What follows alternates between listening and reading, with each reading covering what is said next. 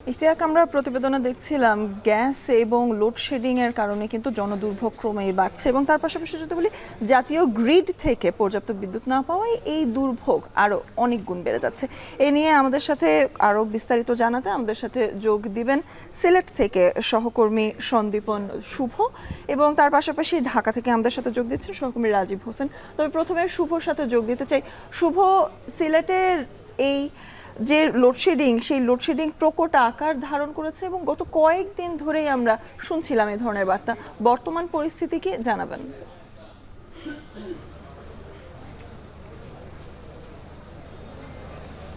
স্বর্ণা, আপনি যেমনটি বলছিলেন আসলে গত কয়েকদিনের চিত্র আসলেই তার থেকেও করুণ। সিলেটে আমরা এখন যেখানে রয়েছি, সিলেটের প্রাণকেন্দ্র জিন্দাবাজার এবং এটি বাণিজ্যিক একটি এলাকা এবং এই বাণিজ্যিক এলাকার ব্লু ওয়াটার শপিং সেন্টারে আমরা রয়েছি। কারেন্ট লোডশেডিং কিন্তু এখানে আজকে সকাল থেকে যদি বলি, আজকে সকাল থেকেও কিন্তু প্রতি ঘন্টায় 1 থেকে 2 বার লোডশেডিং হচ্ছে। এবং আমি যদি চিত্রটি বলতে চাই সিলেট নগরীর বা পিডিবি সিলেট অঞ্চলের কথা যদি বলি, সেক্ষেত্রে 265 মেগাওয়াটের যে চাহিদা রয়েছে তার বিপরীতে কিন্তু কোনো সময় অর্ধেক পাওয়া যাচ্ছে, কোনো সময় কিন্তু 200 মেগাওয়াটের কম কিন্তু বিদ্যুৎ সরবরাহ করা হচ্ছে বলে আমাদেরকে জানিয়েছে বিদ্যুৎ বিভাগ। অর্থাৎ প্রতিদিনই কিন্তু 50 থেকে 80 মেগাওয়াটের মতো একটা পার্থক্য আমরা দেখেছি সরবরাহ এবং ডিমান্ডের মাধ্যমে। অর্থাৎ চাহিদা এবং সরবরাহের যে একটা পার্থক্য, সেই পার্থক্যের কারণে কিন্তু লোডশেডিংগুলো হচ্ছে বলে আমাদেরকে বিদ্যুৎ বিভাগ জানিয়েছে। এবং এটির উত্তরণের জন্য যে কাজগুলো করার দরকার, যে সেক্ষেত্রে কিন্তু সিলেটের সিটি কর্পোরেশনের প্রশাসক কালকেও বিদ্যুৎ বিভাগের সাথে আলাদা করে বসেছেন এবং প্রশাসনের পক্ষ থেকে সর্বোচ্চ যাতে চেষ্টা করা হয় সেটি কিন্তু তারা নিশ্চিত করেছেন। এবং বিদ্যুৎ বিভাগও বলছেন তারা আসলে তাদের বিতরণ বিভাগ যারা রয়েছে তারা বলছেন তারা যেটুকু সরবরাহ পাচ্ছেন তারা কিন্তু সেভাবেই তারা গ্রাহকদের কাছে পৌঁছে দিচ্ছেন।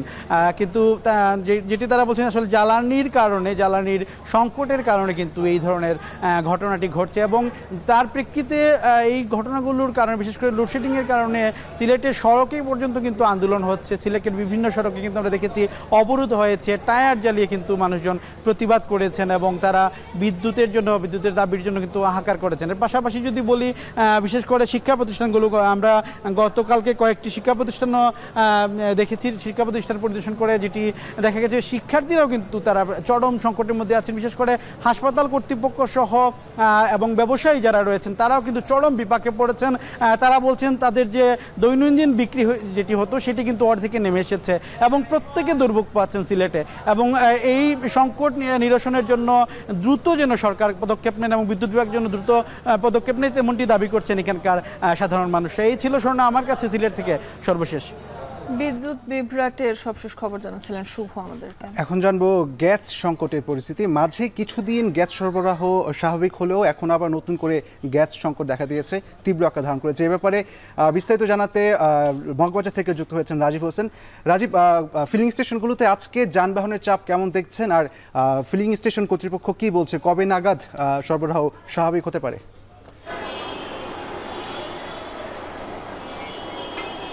ইশতিয়াক, প্রায় 1 মাস যাবৎ গ্যাসের যে সংকট, সেই সংকট কিন্তু গত কয়েকদিন ধরে কিছুটা কমে এসেছিল এবং তাতে কিন্তু আসলে যারা চালক রয়েছেন বা যারা গ্রাহক রয়েছেন তাদের মধ্যে কিছুটা স্বস্তি কিন্তু আমরা দেখতে পেয়েছি। তবে আজকের পরিস্থিতি কিন্তু ইশতিয়াক কিছুটা ভিন্ন। আজকে কিন্তু ফের আবার যে তাদের যে দুর্ভোগ সেটি কিন্তু আমরা দেখতে পাচ্ছি। আমরা সকাল থেকেই রাজধানীর বেশ কয়েকটি সিএনজি ফিলিং স্টেশন ঘুরেছি, সেখানে দেখতে পেয়েছি যানবাহনের দীর্ঘ সারি রয়েছে।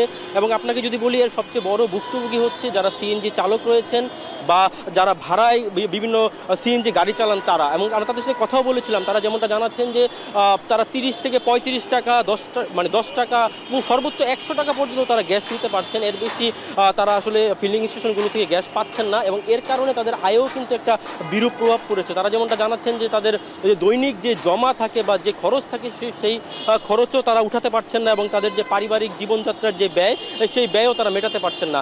এছাড়া ইশতিয়াক, আপনাকে যদি বলি, আপনি জানেন নিশ্চয়ই যে সাম্প্রতিক সময়ে যে গ্যাসের যে সংকট সেটি কিন্তু মূলত শুরু হয়েছিল একটি ভাসমান এলএনজি টার্মিনালের যান্ত্রিক ত্রুটি থেকে।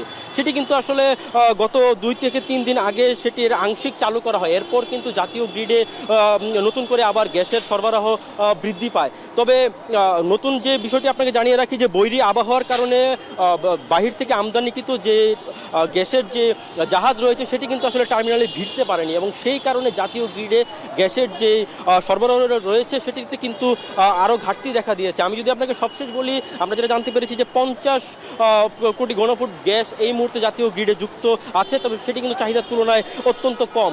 এবং আপনাকে আরেকটি বিষয় বলে রাখি যে গতকাল বিদ্যুৎ ও জ্বালানি প্রতিমন্ত্রী অনিন্দ্য কুমার অমিত কিন্তু বলেছেন যে যেই বয়লারটি সাময়িক সময়ের জন্য চালু করা হয়েছে সেটি কিন্তু পুরোপুরি অপারেশনে ফিরতে হলে আরও 72 ঘন্টার মতো বন্ধ রাখতে হবে। এবং তিনি যেটা বলেছেন যে জনগণের ভোগান্তি কোন সময়ে কম হয় সেটিকে মাথায় রেখে এই সময়সূচিটি নির্ধারণ করা হবে। তো এই বিষয়টি অনুমেয়ই যে আবার যদি সেই বয়লারটি পুরোপুরি সচলের জন্য বন্ধ রাখা হয় কিছুটা সময়, তখন কিন্তু ভোগান্তির চিত্রটা আরও বাড়বে বলে সংশ্লিষ্টরা ধারণা করছেন। এবং আপনি সবশেষ বলছিলেন যে সংকটটি কবে নাগাদ আসলে কমতে পারে, সেই বিষয়ে কিন্তু এখন পর্যন্ত সুনিশ্চিত কোনো বার্তা সরকার বা সংশ্লিষ্ট কর্তৃপক্ষের কাছ থেকে পাওয়া যায়নি। তবে ফিলিং স্টেশনে যারা কর্তৃপক্ষ রয়েছেন তারা বলছেন যে সহসাই হয়তো এই সংকট কাটতে পারে। তবে তারা আরেকটি বিষয় যেটি বলেছেন যে এই চলমান গ্যাস সংকটের কারণে তাদের কিন্তু ফিলিং স্টেশনে যারা মালিক রয়েছেন তাদেরও কিন্তু আয়ে প্রভাব পড়েছে এবং তারা কিন্তু কাঙ্ক্ষিত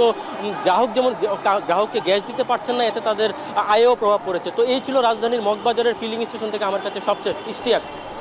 রাজীব হোসেন, আপনাকে ধন্যবাদ।